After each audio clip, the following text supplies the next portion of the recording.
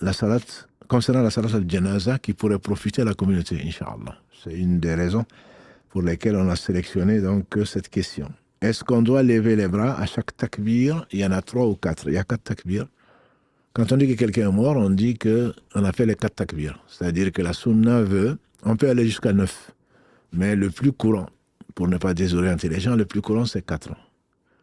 Au premier, on dit Allah Akbar.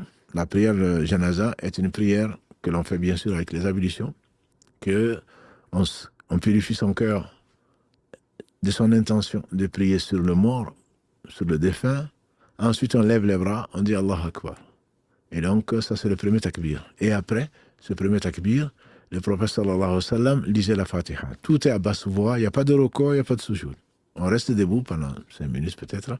Et on dit Allah Akbar donc, et on lit donc la Fatiha, tout est à basse voix. Ensuite, l'imam dit Allah Akbar.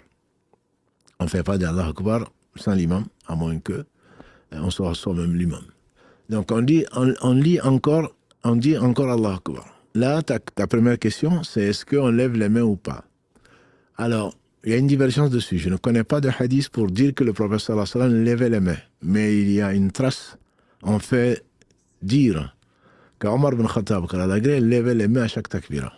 Que tu ne le fasses donc pas, n'est pas quelque chose qui invalide la prière, ça, il n'y a aucun doute dessus. Que tu le fasses, on ne peut pas dire non plus que c'est une innovation si Omar ibn Khattab l'a fait. Donc je te dirais, c'est possible de le faire, on n'est pas obligé de le faire. Alors que dans la prière normale, le prophète sallam disait Ibn Omar, qu'elle a la gré ainsi que son père, le prophète sallam levait les mains à quatre moments.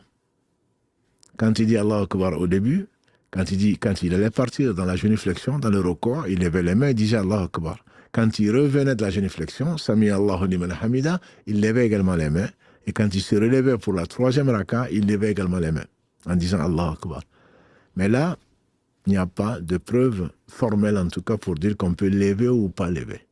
Donc, après le 2e takbir, après le 2e Allah Akbar, le prophète alayhi salatu wassalam priait sur lui-même.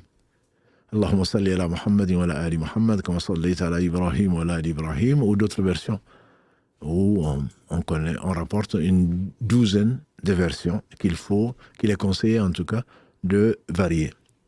Ensuite, il dit Allah Akbar, tu pries pour le défunt ou la défunte, pour sa famille, donc pour qu'il repose en paix, qu'Allah lui préserve du châtiment de la tombe, etc., etc.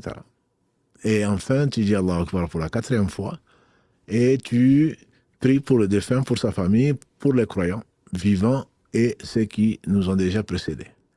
Et après le salam alaikum. Donc, une seule fois, c'est ça la sunna, dit salam alaikum juste à droite.